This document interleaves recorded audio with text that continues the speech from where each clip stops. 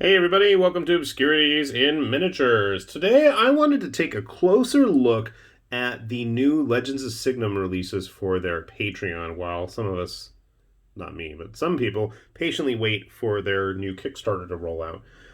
The new releases for the month of November, as of the time I'm filming this, had a really interesting set of modular Viking warriors. So it was a Viking themed month, and I thought, you know what, this is pretty cool. So what's interesting is all of the models, and I know this isn't a whole lot to look at the moment, all of the models are actually based on the same body. They have a little peg on the top, two keyed spot for the arms, and a little notch on their belt.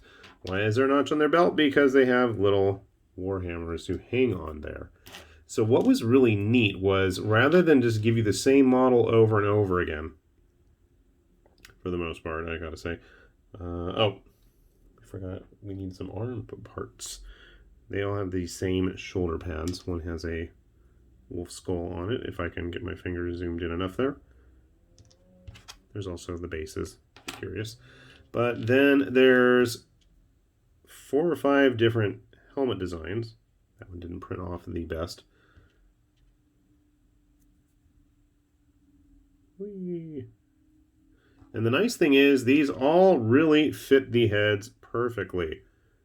That's one thing I got to give Legends of Signum credit for, is all of the parts really do fit nicely. Not like, I like Raging Hero stuff, and I'm not knocking the quality of the sculpts, but I've had a real pain in the rear trying to actually get things to fit together the way they're supposed to. That's been a major issue for me. Alright, so that's right, we got the heads. Then everybody's going to have a shield, and there's a few shield variations. With a very Legends of Signum vibe going on to it. And then there's at least 4 or 5 different hand weapons. We've got swords, we've got various axes, and I believe there's 2 different spear positions. So I went ahead and took the liberty of actually printing, building, and priming one of these guys, and you can see they turn out pretty nice. And once it's primed and it doesn't look like a shiny, awful mess, you can see there is a lot of detail here, and I gotta give them credit. They really do make nice looking models. And interestingly enough, I went ahead and started printing out some of the other models this month, and I was pleasantly surprised. Now, if this is a bit of a turnoff to you in terms of having to build all these little bits, there were a lot of hero models this month that were actually entirely one piece. Now, I broke his sword off after priming him, which sucked, and I can't find it. But these are all one piece. There was no glue involved. There was no extra work. It was just one solid piece. And the other interesting thing I noticed was that the skate that the model is supported on was much, much smaller and thinner and easier to remove. The very first month, and the welcome box models were quite a struggle at times to get off of the build plate. Now, my printer was acting up, and I don't know if it was because stuff was stuck on there, but you can see there's a little bit of printing issues on there.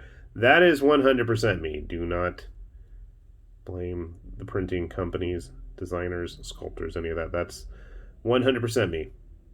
You can see there is a lot of detail there. Whoa, and hopefully with a better painter than me, you'll be able to pick it out. Okay, I take that back. This guy, I had to have his head glued on, but there were 2 variations, and I had the sword misprint. And there were some errors down here. That's when I realized I needed to clean off the plate, as there was some stuff stuck on there.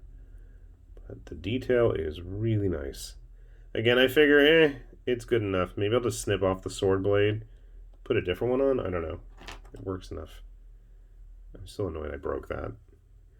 There were some printing issues here as well, but again, that's my printer. You can see it's kind of a mess there.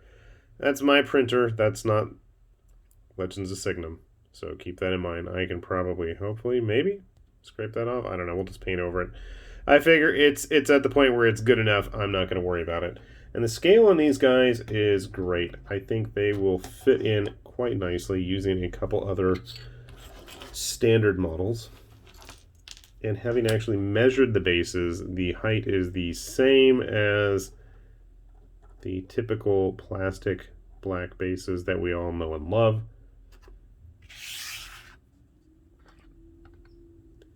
So the scale is going to be great. Let's get a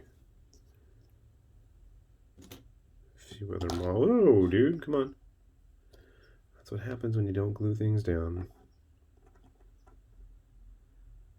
So you guys can kind of see here. They fit in great.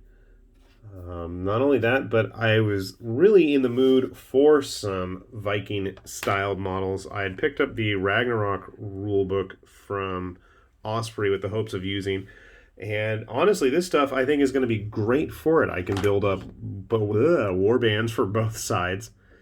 We've got some nice basic units here, and I have plenty of stuff from Conquest's Nords, and I also have a bunch of models from Lovecraft Designs. They had a Viking Kickstarter a while back that had all sorts of fun models that were about the same scale. So again, here is another Legends of Signum model I went ahead and primed.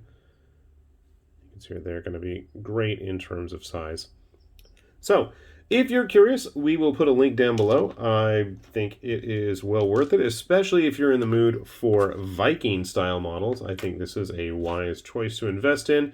And if you guys have any other ideas for Viking models, by all means, please let me know. But do give Signum Games a look. With that said, this has been High Lord Tamberlane with Obscurities and Miniatures, saying thanks for watching, and we'll see you back here soon. Bye-bye.